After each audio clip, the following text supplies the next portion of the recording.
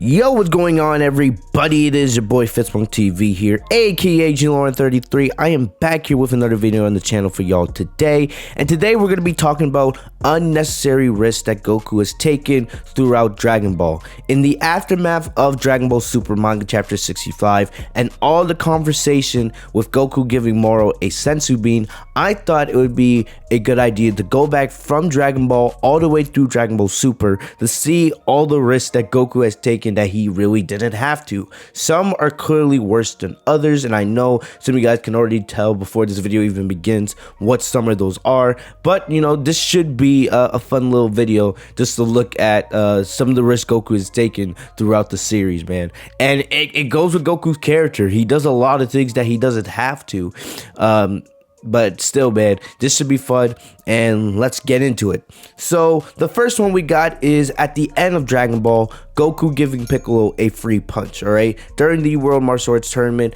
in the finals, Goku versus Piccolo Jr.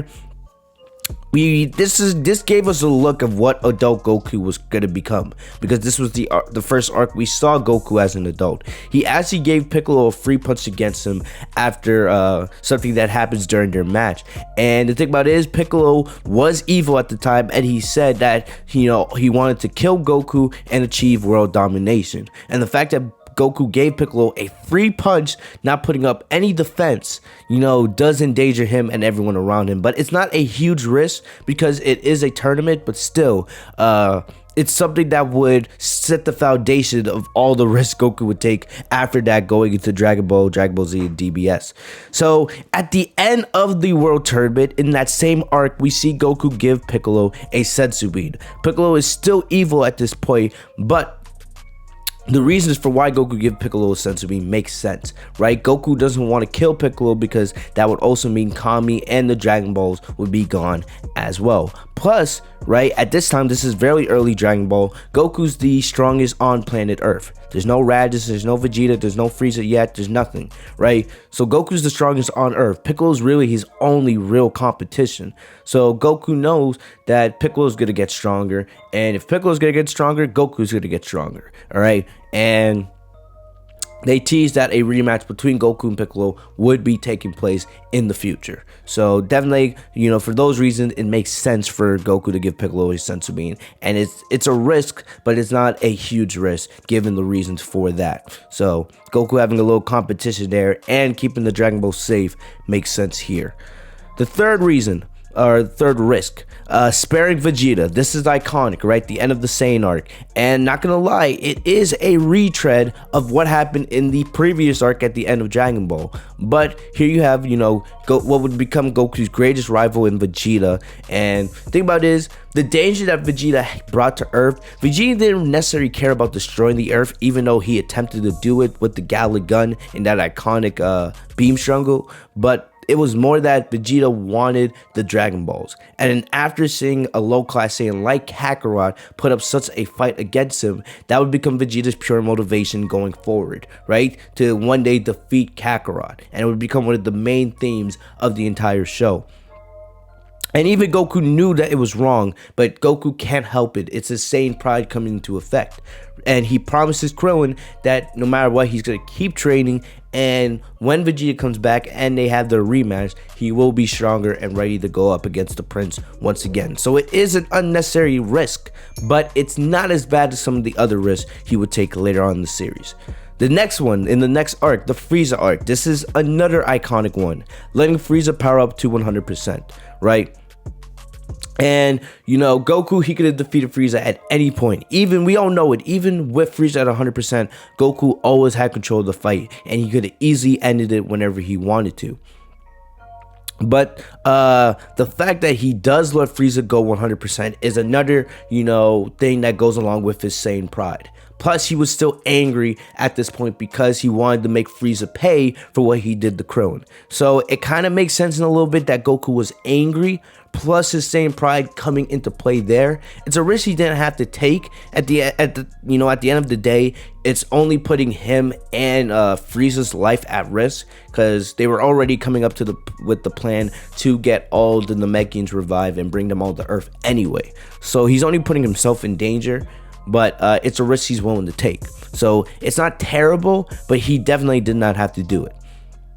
So just a couple minutes later, King Kai wanted to have Goku transported to Earth with the Namekians, but Goku demands that King Kai leave him and Frieza on dying Namek, and he tells King Kai, like, if you do this, I'll never forgive you, right? So Goku really wants to settle this grudge match, and I get it. Goku's angry still at this point. He still wants to get revenge for Krillin. But the thing about it is, this risk is still just Goku putting himself in danger. And, Frieza can actually survive in space. It's one of the reasons why he was so confident with destroying the planet. Because he knew Goku could not survive in space, but he could. So if, Goku had died on Namek and Frieza survived, he would have gone to Earth. Even though I still believe Trunks would have ended him. But still, it's a risk that's just Goku putting himself in danger, not really anybody else. All right, because we all know even if Goku had died, Trunks would have still stopped Frieza either way.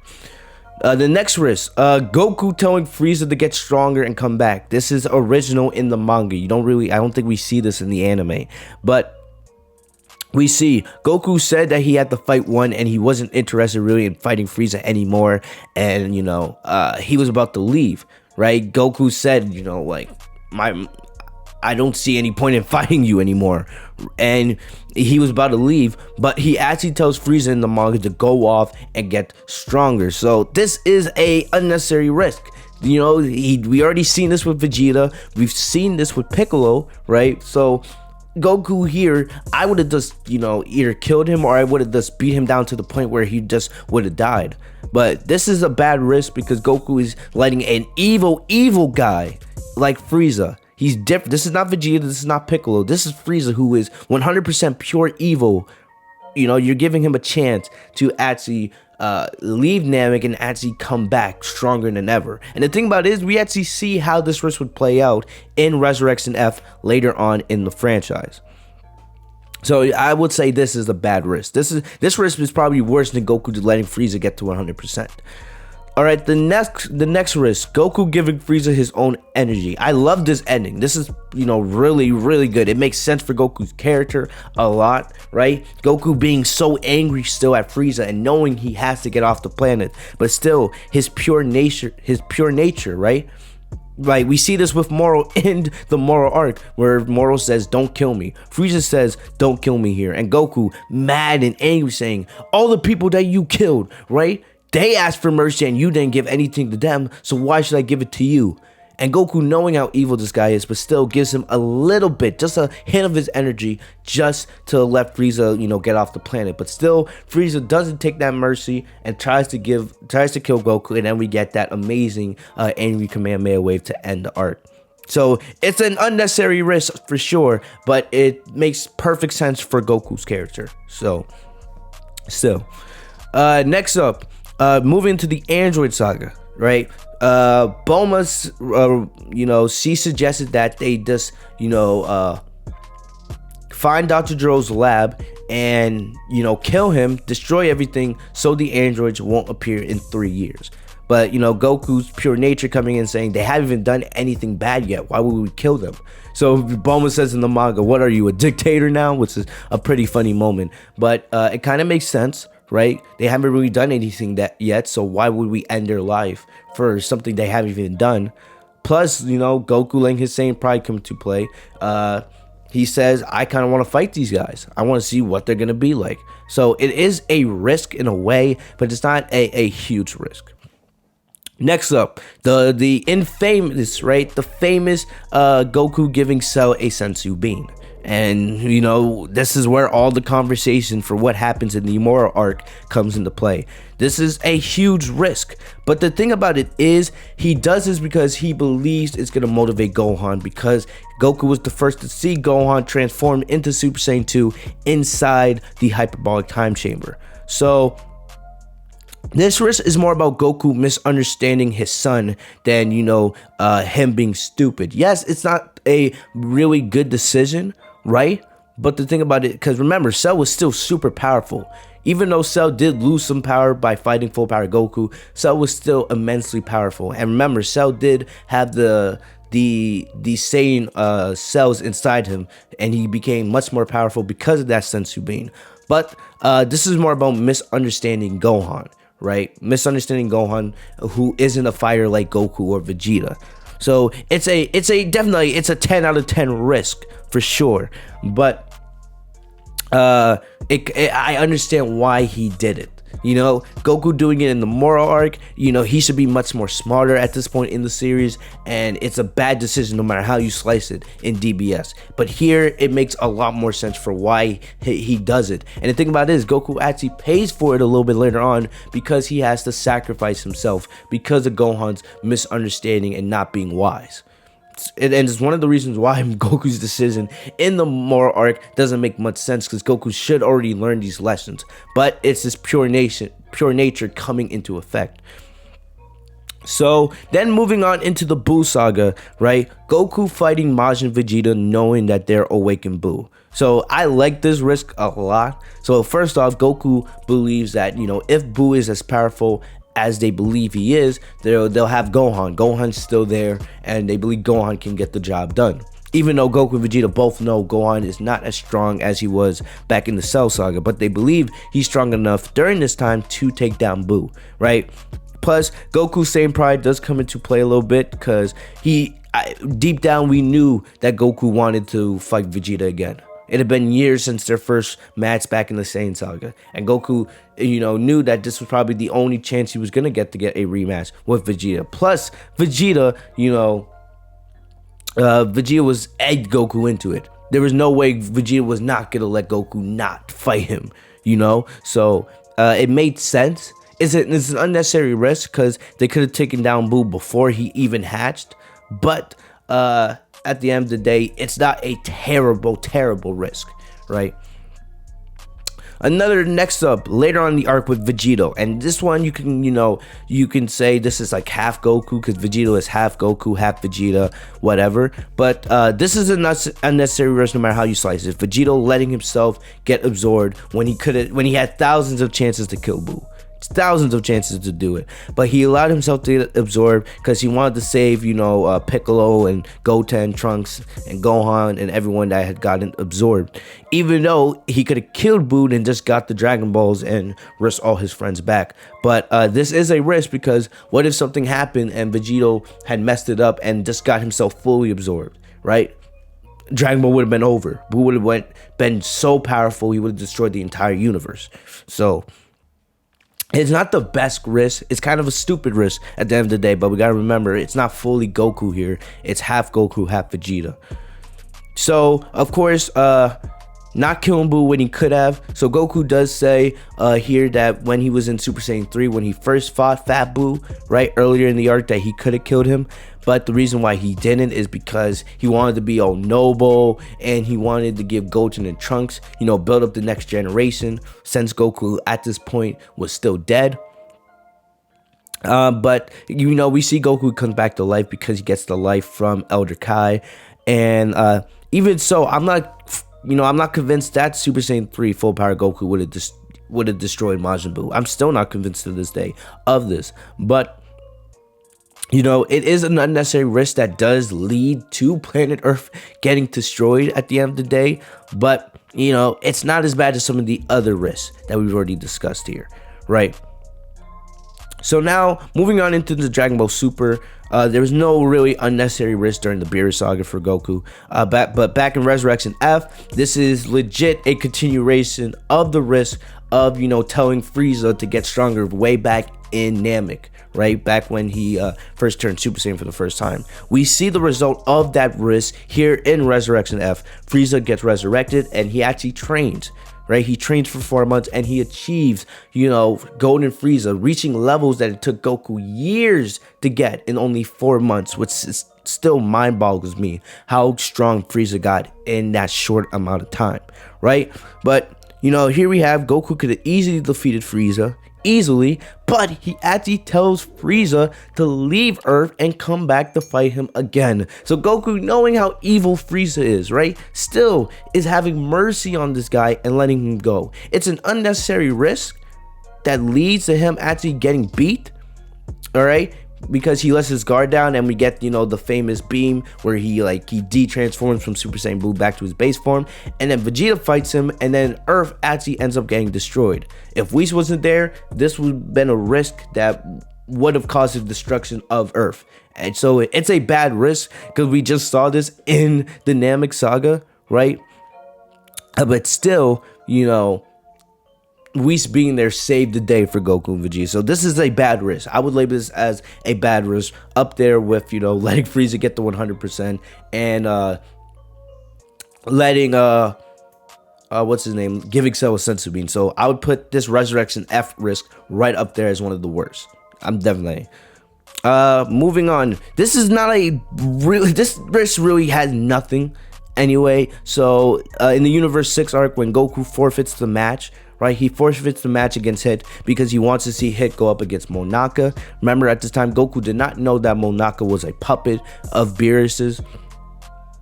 But, you know, the only risk here is that if Universe 7 lost, Earth would have got moved to Universe 6. It would have been a big change. It just would have been in a different universe. But still, it's a funny risk at the end of the day. It's an unnecessary risk, right? But it's a funny risk, so it doesn't really have anything bad. This risk here, so in the manga, this is exclusive to the manga. In the anime, Goku and Vegeta just fuse into Vegeta right away. But in the manga, the first time, Supreme Kai gives Goku the Potara earrings, and at first him and Vegeta actually refused to do it, right? Later on, it's in that same chapter, Vegeta is actually the one that tells Goku, we have to fuse, there's no choice about it. But, you know, it is what it is. If they had chose not to fuse and Goku Black killed them, you know, that would have been a risk that led to their death. But, you know, clearly they got their heads together a little bit later on, and they made the right choice. So it is an unnecessary risk that could have led to them dying, but it's not a huge risk because they made the right decision later on in the chapter. The big one from DBS, right? Asking Zeno to hold a multiversal tournament, right? Beerus and Whis warned Goku multiple times it might not be the best idea, all right? And I know some people that don't understand DBS that much do believe it's Goku's fault that some of the universes did have to get erased in the tournament, but we learned, if you pay attention, Zeno already had planned to erase some of those universes.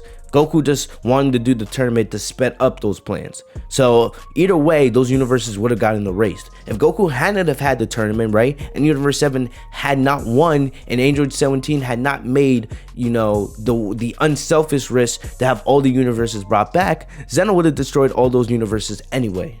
So in a way, you can actually, you know, see Goku as a hero here, right? He's actually responsible for the universes getting spared. Because remember, Goku's impact on Android 17 leads to Android 17 making that unselfish risk. So in a way, there's like it's like two sides of a coin here with the risk of Goku, you know, going to Zeno about the tournament. But for more, it's the tournament never really had to happen if Goku never went to Zeno. But at the way, it's an unnecessary risk that actually helps the universes at the end. So this, I would say, is actually a good unnecessary risk. Plus, it brings about the birth of Ultra Instinct. So I'm going to say this is a good risk. So the last one I have here is letting Frieza go in Dragon Ball Super Broly. Right after, you know, Broly's brought back to planet Vampa, after Chi-Lai uses the Dragon Balls, we see Gogeta, right? Frieza was mad and he was about to destroy Chi-Lai and Lemo's ship, but Gogeta stops him. Super Saiyan Blue Gogeta could have easily killed Frieza right there in like one punch, but he chooses to let Frieza go. And we don't really know the result of this, right? Frieza, it seems like Frieza is not as evil as he once was. He still is evil, right? We know that. And he still wants to eventually kill Goku and Vegeta, but he's not as evil as he was back in DBZ. We don't really know the full extent of this risk since Dragon Ball Super is still going and Frieza is still alive. I do think we will see Frieza again at some point, maybe in the next arc. We'll have to wait and see, but it is what it is.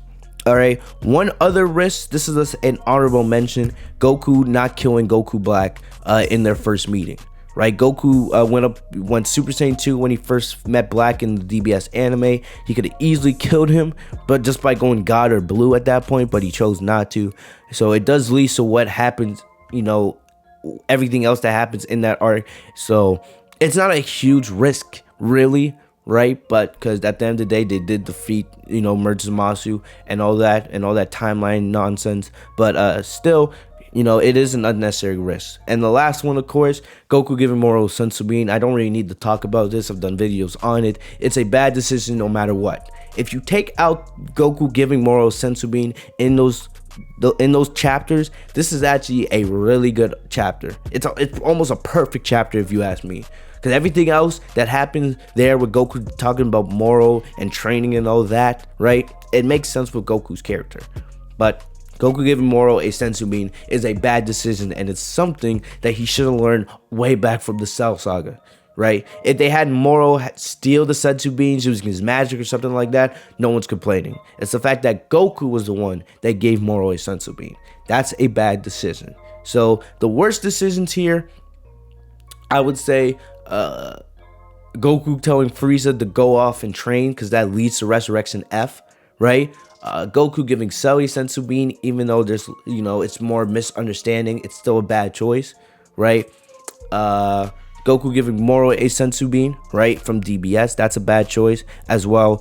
And the Resurrection F choice, Goku not killing Frieza once again, which leads to the destruction of Earth. And if Whis wasn't there, it would have been the end of Dragon Ball. So there you have it. So those are the 4 big unnecessary risks that Goku should have never taken, and they're bad. The other like 15 that we talk about, they're and you can make arguments against them. At the end of the day, Goku is morally questionable, and he does take risks that puts his friends in danger. But you know, Goku's so pure in his drive that he actually does things that are accidentally good, because we know Goku, he's not a hero at the end of the day. He really isn't. But he's just a pure-hearted guy. And that pure-hearted nature of him makes him a good person, even though he does do stupid things. I feel like you need to know that to really understand Goku's character, right? But let me know in the comment section what you guys thought of this. What was your favorite risks, right? Tell me your thoughts in the comment section down below, all right? Other than that, guys, that's all I got for you guys today. Hopefully you guys enjoyed. Leave a like on the video if you guys enjoyed. Subscribe if you guys are new to the channel. Hit the bell right next to my name, Fitspunk TV, so you guys are notified every time I post a new video. I'm gonna get out of here. Stay safe and healthy, y'all. Peace.